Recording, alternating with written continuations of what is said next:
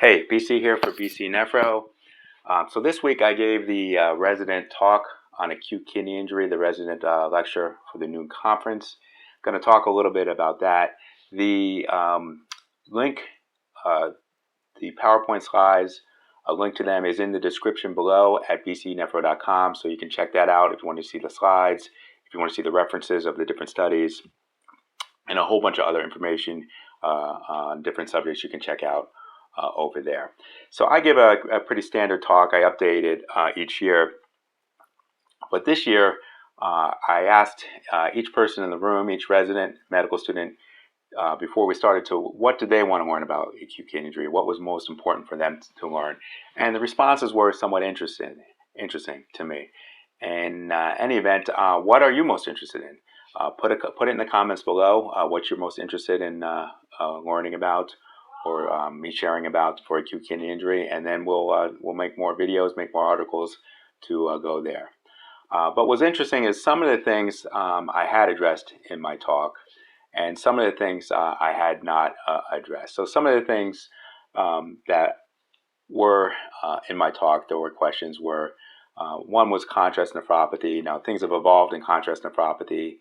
Does it really exist? The GFRs, where contrast is considered safer to give, have really shifted to a lower level. So the data and the recommendations on that.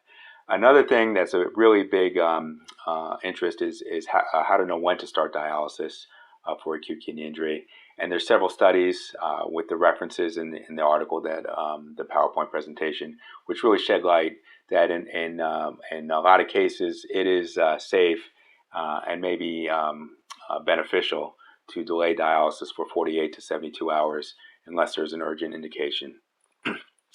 But there's some things that weren't in my lecture. And one of the big things that seemed people wanted to know about is fluid management, and specific, how to know whether to give fluids or not to give fluids, to diurese or not to diurese. And that seems to be part of the art of medicine. So I'm going to shed some light on how I think about some of these things about whether to give IV fluids or diurese. Now, I know I'm a nephrologist, so it's in my blood, in my DNA, to err on the side of giving fluids, of giving volume.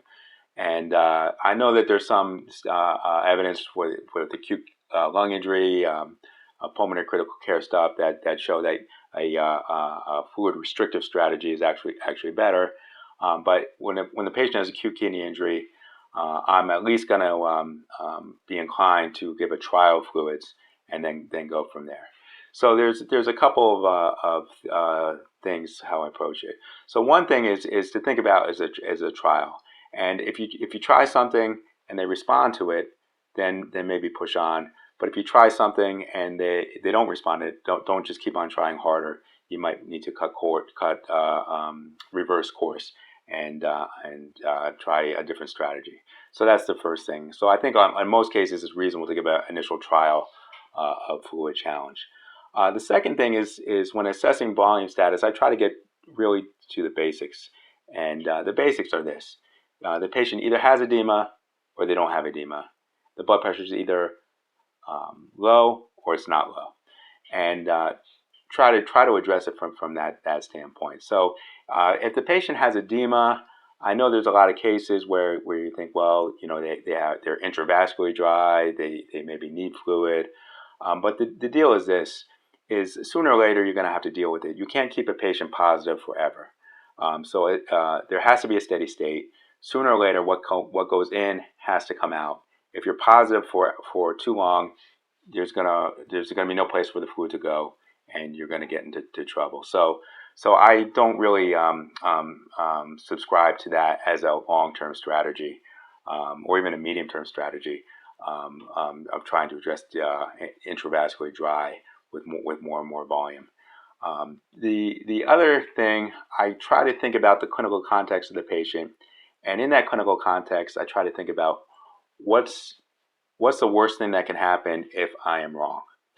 So, for example, what's the worst thing if I want to give fluids, but the patient actually is already volume overloaded, they weren't hypovolemic?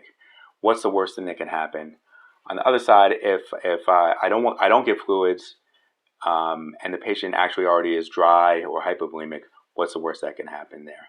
So, for example, if a patient's intubated on 40% FiO2, the worst thing that can happen if I give fluids is probably, and I'm wrong, is probably not too bad. I mean, maybe they have to go up to 45% FiO2 or 50% or something like that. Not really a lot of downside.